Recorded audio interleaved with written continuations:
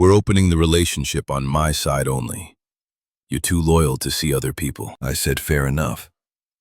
Took a business trip and never came back. Weeks later, she texted she'd made a mistake. I didn't reply. Hey viewers, before we move on to the video, please make sure to subscribe to the channel and hit the like button if you want to see more stories like this. Thanks. I met Jenna 5 years ago at a mutual friend's barbecue in the suburbs. She was this vibrant, ambitious graphic designer with big dreams of starting her own freelance business. And I was the steady IT guy working for a mid-sized firm downtown. From the jump, I was all in. I saw a future with her. House, kids, the whole package. I wasn't the flashy type. I prided myself on being reliable. The kind of guy who shows up when things get tough. And things did get tough early on. About a year into our relationship, Jenna hit a rough patch. Her job at a small agency folded during some economic dip, and she was out of work for months. I stepped up without a second thought. I covered our rent on the cozy apartment we just leased together, picked up extra shifts to pay for her online courses so she could build her portfolio, and even helped her network by introducing her to some contacts from my office. There were nights I'd come home exhausted from debugging code all day, only to spend hours brainstorming logo ideas with her or proofreading her pitches to clients. I turned down a promotion that would have meant relocating because it would have disrupted her momentum. We're a team, I'd tell her. Your success is our success. She'd hug me tight those nights, whispering how lucky she was to have someone so loyal. It felt good, you know, like I was building something real. We talked about marriage casually. No ring yet, but it was on the horizon. I even started squirreling away savings for a down payment on a place of our own. Little did I know that loyalty she praised so much would become the weapon she used against me. Fast forward to last spring. Jenna's freelance gig had finally taken off. She landed a couple of big clients, and suddenly she was attending industry mixers and happy hours almost every week. I was proud, cheering her on from the sidelines. But I started noticing changes. She'd come home late, phone glued to her hand, giggling at texts she wouldn't share. Our date nights turned into her venting about how stifling our routine felt. "We need more spark, Alex," she'd say vaguely. I choked it up to stress and suggested a weekend getaway, but she brushed it off. Then came the night that shattered everything. It was a Thursday.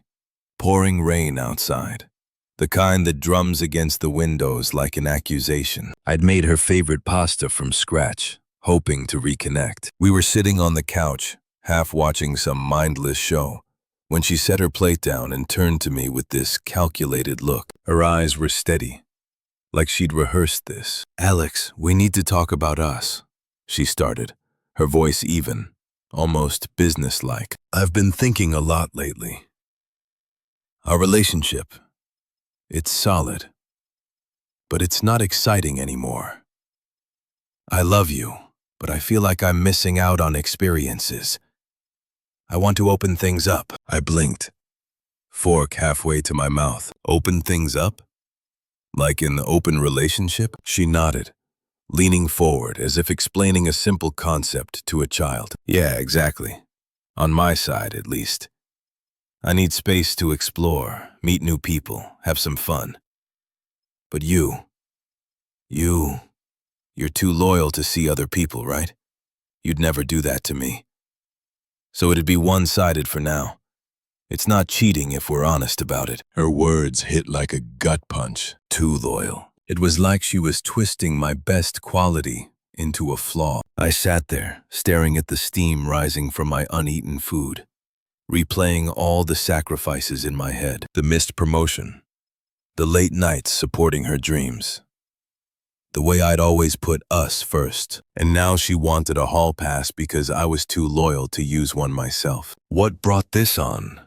I managed to ask, keeping my voice steady even as my mind raced. She shrugged, a small smile playing on her lips, like she was proud of her boldness. "I've met someone, Mark, from one of those networking events. He's adventurous, pushes me out of my comfort zone. We've been talking and, well, I want to see where it goes. But I don't want to lose you. You're my rock, Alex. This could make us stronger. You'd wait for me, wouldn't you? Because that's who you are. There it was. The smugness. The assumption that I'd just roll over. She leaned back, crossing her arms, waiting for my reaction. Part of me wanted to yell, to demand why I wasn't enough. But I swallowed it down. I'd always been the calm one, the problem solver. Begging wouldn't change her mind. It would just make me look pathetic. I set my fork down carefully. If that's what you need, Jenna. Her eyebrows shot up, surprised I didn't fight back. Really? You're okay with it? Fair enough, I said, echoing the casual tone she'd used. Inside, it felt like something was cracking. But I kept my face neutral. Do what you have to. She beamed like I'd just given her a gift. See, this is why you're perfect. Most guys would freak out, but not you. She kissed my cheek and grabbed her phone, already texting. Probably Mark. That night, she slept soundly while I stared at the ceiling, the rain mocking my silence. The next few weeks were a slow unraveling. Jenna started staying out later, coming home with that post-date glow. She'd drop hints about Mark, how he took her to trendy spots I'd never heard of, how he challenged her in ways I apparently didn't. It was emotional abandonment disguised as freedom. I'd nod, say, sounds fun, and retreat to my home office, burying myself in work to numb the hurt. One evening, she came home buzzing with excitement. We were in the kitchen. I was washing dishes from a dinner I'd eaten alone. She hopped onto the counter, swinging her legs like a kid. Mark and I went to this amazing rooftop bar last night, she gushed. The view was insane. You should have seen it. Wait, but you hate heights, right? Anyway, we talked about everything. He gets my creative side, pushes me to take risks, not like our safe little bubble here. I dried my hands, feeling the weight of her words. Safe bubble. She laughed lightly, but there was an edge to it. Come on, Alex. You're great, but let's be real. You're content with the 9 to 25 Netflix nights, saving for a mortgage. I need more than that right now. Opening things up was the best decision. Mark says it's modern, evolved. You're too traditional to get it, but you'll come around. Traditional, I echoed, the word tasting bitter. You mean loyal? Exactly, she said, hopping down and patting my arm condescendingly. That's your thing, and I love it for stability. But for passion, Mark's got that covered. This way, I get the best of both worlds. You wouldn't want to hold me back, would you? Her logic was twisted, self-serving. She framed it like I was the problem for not wanting to share her, like my commitment was a cage. I could. She was already gone. Mentally, at least. Instead, I nodded. No, I wouldn't want that. She smiled triumphantly. Knew you'd understand. Then that conversation sealed it for me. The confusion I'd felt, the why me, the what did I do wrong, started shifting to clarity. She did a safety net, as she basically admitted. I spent the next few days quietly planning. No dramatic confrontations, no tearful pleas. Just detachment. I told it wasn't entirely a lie. I'd arranged time off and booked a flight. But there was no conference. Sounds boring, she teased when I mentioned it. Mark and I might hit up that new club while you're gone. Fair enough, I said again, the words now a mantra. The day before I left, I packed methodically, not just clothes. Important documents, my laptop, a few sentimental items from my side of the family. I transferred half our shared savings to her account. Fair split. No argument. And canceled the joint subscriptions quietly. She was out with Mark that night, so I had the apartment to myself. I sat on the couch, the same one where she dropped her bombshell, and let the silence sink in. It hurt, yeah, deeply. I'd invested years, emotions, dreams. But in that quiet, I realized something. Her betrayal wasn't just about Mark. It was about her disrespect, her entitlement. She'd taken my loyalty for granted, weaponized it. Walking away wasn't revenge. It was self-preservation. The next morning, I kissed her goodbye at the door. She was half asleep, mumbling, "Have fun," without looking up from her phone. I wheeled my suitcase out, got in the cab to the airport, and that was it. I flew to a quieter town a few states away, where an old college buddy had offered me a couch while I figured things out. No forwarding address, no dramatic note, just gone. For the first week, I didn't check my phone much. Work emails, sure. I'd remote logged in to keep my job steady, but personal stuff? Radio silence on my end. I hiked trails I'd never seen, read books I'd put off, even started journaling to process the mess. The confusion faded into a dull ache, then resolve. I wasn't her rock anymore. I was my own. Texts started trickling in around day 3. "Hey, how's the conference?" Then, "Miss you. Mark's fun, but it's not the same." I read them, but didn't reply. By day 5, they turned curious. "Everything okay? Call me." Still, nothing from me. Weeks blurred by. I extended my trip, told work I needed remote flexibility for personal reasons. They were cool about it. I found a short-term rental in that town, started exploring job transfers. The silence felt liberating. No more walking on eggshells. No more being the backup plan. That's when her messages escalated. But I'll get to that later. For now, just know disappearing was the calmest power move I ever made. It was about a month after I left that the first cracks in Jenna's new life started showing. I didn't hear it from her directly at first. Mutual friends, the ones who'd stayed neutral, began dropping hints in group chats. I'd muted most notifications, but I caught enough to piece it together. Mark, her adventurous fling, wasn't the dreamboat she'd painted him as. Turns out he had a temper and a wandering eye. A buddy from our old circle, Tom, messaged me privately. "Dude, Jin is a mess. Mark screamed at her in public at some bar last week.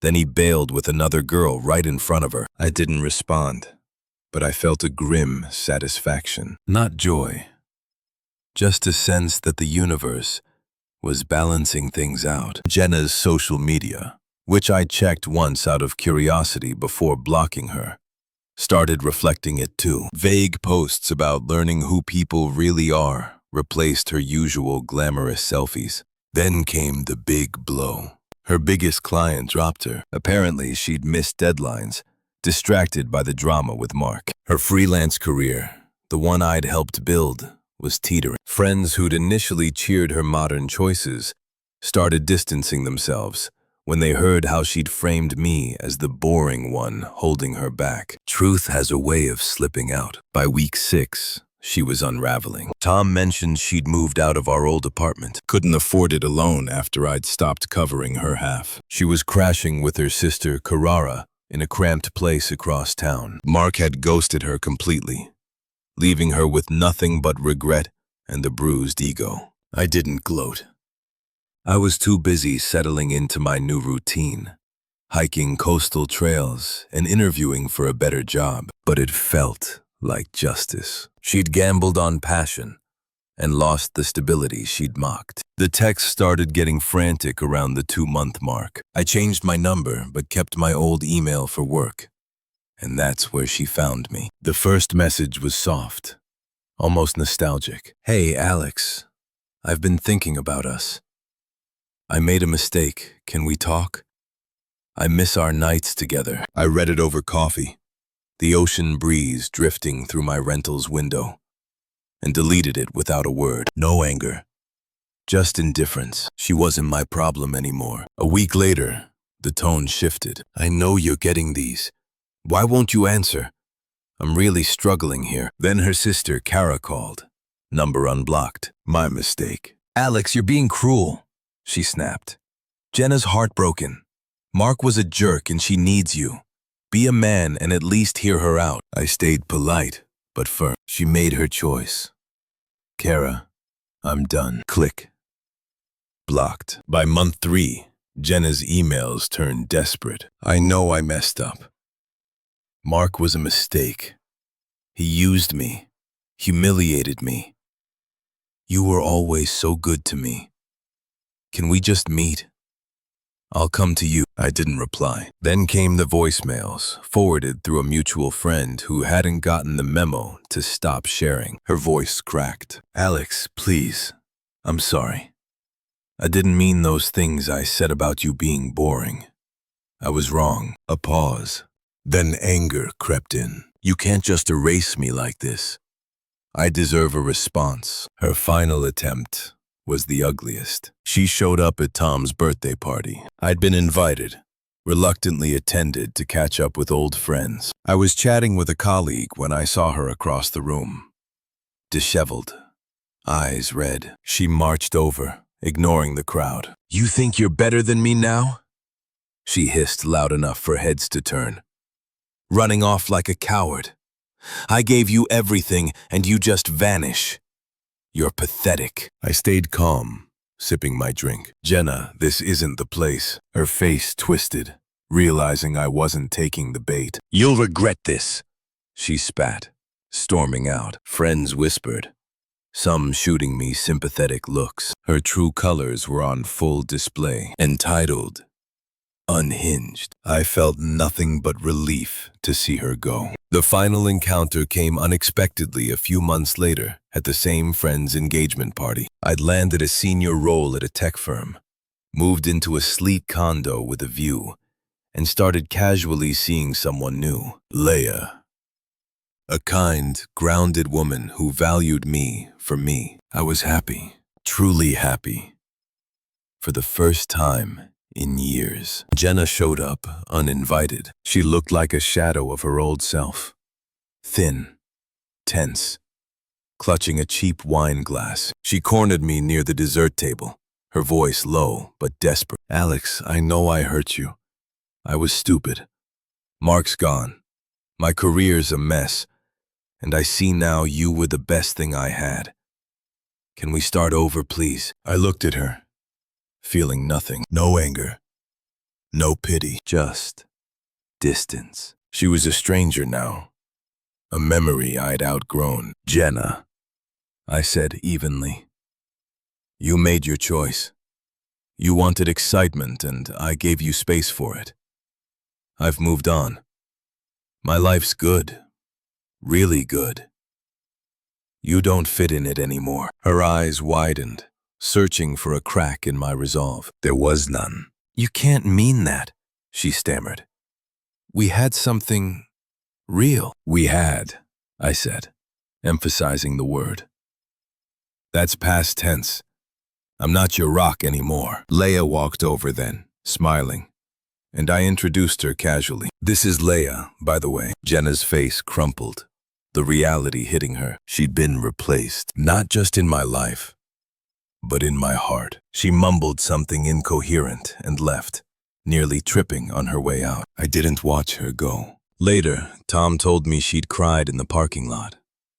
But it didn't faze me. I was done carrying her weight. Looking back, disappearing was the best thing I ever did. I learned my worth, built a life that's mine, and found peace. Jin is a footnote now, a lesson in not settling for someone who sees loyalty as a weakness. If you're reading this, don't beg for someone who doesn't value you. Walk away. The silence speaks louder than any argument ever could.